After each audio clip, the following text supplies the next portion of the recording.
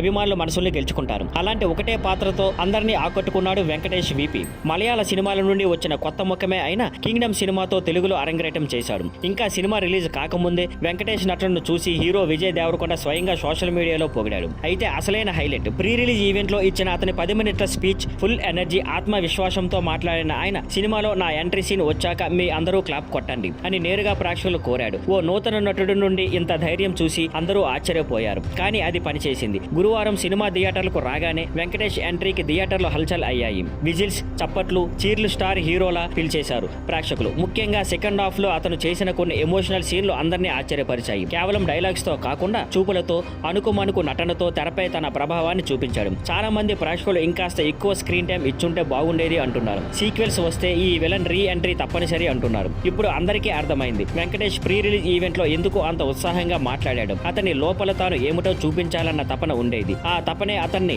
తెలుగు సినిమాకు కొత్త అద్భుతమైన విలన్ గా నిలిపింది. ఇకపోతే ఈ బ్రేక్అవుట్ రోల్ తో వెంకటేష్ కి మరిన్ని అవకాశాలు రావడం ఖాయం. Thank you for watching. Please like, share and subscribe.